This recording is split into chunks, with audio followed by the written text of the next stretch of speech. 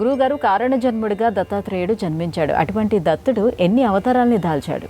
లోకంలో అనేక కథలు వ్యాప్తంలో ఉన్నప్పటికీ కూడా యథార్థంగా పురాణ ప్రశస్తిలో మనకి శాస్త్రబద్ధంగా చెప్పినటువంటి అవతారాలు 3 దత్తావతారాలు. మొట్టమొదటిగా మనం అనుకున్నప్పుడు అత్రి అనసూయలకి సంతానంగా కృతయుగంలో స్వామి జన్మించారు. ఆ తర్వాత కలియుగంలో జీవుల్ని ఉద్ధరించడానికి మన తెలుగు ప్రాంతంలో పిఠాపురం అనేటువంటి మహాక్షేత్రంలో పాదగయా క్షేత్రంలో శ్రీపాద శ్రీవల్లభులుగా దత్తమూర్తి అవతరించారు. మన తెలుగువారికి దత్త సంప్రదాయంలో చాలా విశేషమైన ప్రాధాన్యత ఉన్న క్షేత్రాలు 2 ఉన్నాయి. అందులో ప్రధానంగా మనం చెప్పుకోదగింది పిఠాపురం. పిఠాపురం అనేటువంటి క్షేత్రంలో ఒక బ్రాహ్మణ దంపతులకి స్వామి జన్మించారు.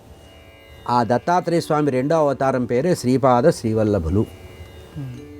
చాలా విచిత్రంగా చెప్తారనమాట. శ్రీపాద శ్రీవల్లభులు అంటే తల్లిదండ్రులు పితృదేవతల యొక్క కార్యం చేస్తూ వాళ్ళ ఇంట్లో ఆ రోజు ఆబ్దికంట తద్దినానికి వంట చేస్తుంటే మధ్యాహ్న సమయంలో స్నానానికి వెళ్ళాడు యజమానురాలు ఇంటి ఎదురుగా ఒక అవధూతగా వచ్చినటువంటి ఒక వ్యక్తి అమ్మ ఆకలి అవుతోంది ఆహారం పెట్టమంటే ఆ వండిన పదార్థాన్ని తీసి అతనికి పెట్టేసిందిట. ఏది ఆబ్దికం కోసం పెట్టినటువంటి పదార్థాన్ని పెట్టిందట. ఆయన చాలా సంతోషపడ్డారు.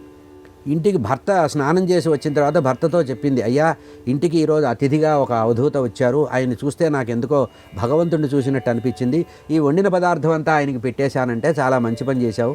ఆ వచ్చిన వ్యక్తి ఎవరో కాదు, సాక్షాత్తు దత్తాత్రేయుడే మన అనుగ్రహించడానికి వచ్చారు.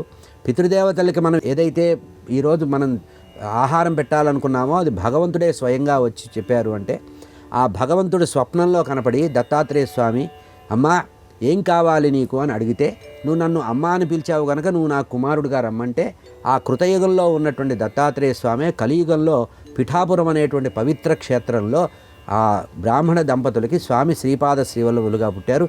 ఇది దత్తాత్రేయ స్వామి యొక్క 2వ అవతారం. మొదటి అవతారం దత్తప్రభువుగా త్రిమూర్త్యాత్మకంగా, తర్వాత శ్రీపాద శ్రీవల్లభులుగా జన్మించారు.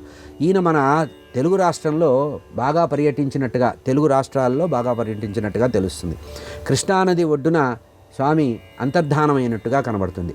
అటు ఆంధ్ర ప్రాంతంలో పిఠాపురంలో స్వామి జన్మిస్తే అక్కడి నుంచి నదీ పరిక్రమ చేసుకుంటూ మహాక్షేత్రాలని దర్శిస్తూ చివరికి మన మహబూబ్ నగర్ జిల్లాలో కృష్ణానది యొక్క మధ్యలో ఒక చిన్న ద్వీపంలో దిబ్బ అంటారు, ఇప్పటికి కూడా మనకి ప్రసిద్ధంగా కనబడేది మహబూబ్నగర్ జిల్లాలో మక్తల్ తాలూకాలో కనబడేటువంటి కుర్వపురము, దాన్ని కుర్మగడ్డ అంటారు.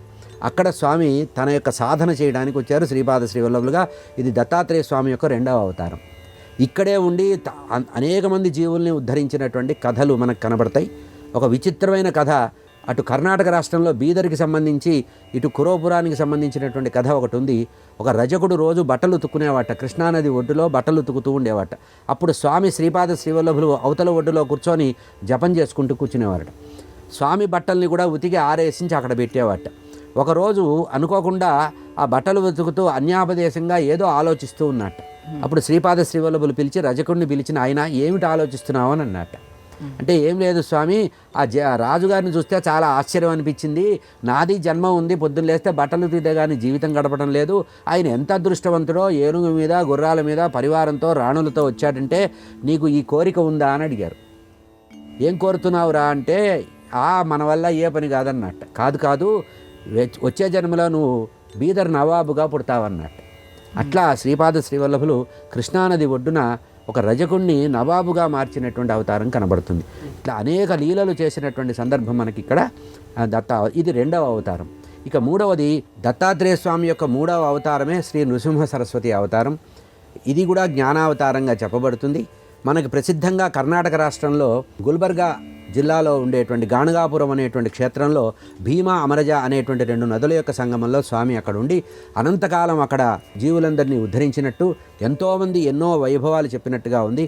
అదే స్వామి మళ్ళీ మన తెలుగు రాష్ట్రమైనటువంటి శ్రీశైల క్షేత్రంలో పాతాళగంగలో అంతర్ధానమైనట్టుగా కనబడుతుంది. కనుక లోకంలో చెప్పే అనేక అవతారాలన్నీ కూడా ప్రసిద్ధమైనవి కాదు, శాస్త్రీయమైనవి కావు. కేవలం దత్తావతారాలు 3. ఒకటి శ్రీ దత్తాత్రేయ స్వామి అత్రి అనసూయలకు పుట్టారు. 2 పిఠాపురంలో పుట్టినటువంటి శ్రీపాద శ్రీవల్లభులు. 3వ అవతారమే శ్రీ నృసింహ సరస్వతి స్వామి వారు మహారాష్ట్ర దేశంలో పుట్టి కర్ణాటక రాష్ట్రంలో గుల్బర్గా జిల్లాలో గాణగాపుర క్షేత్రంలో ఉండి శ్రీశైలంలో అంతర్ధానం పొందినటువంటి విచిత్రమైనటువంటి జ్ఞానావతారం. అటువంటి దత్తవ ప్రభువు పిలిస్తే పలిగేటువంటి దేవుడిగా 3 అవతారాలు ఎత్తినట్టుగా మనకి కనబడుతుంది.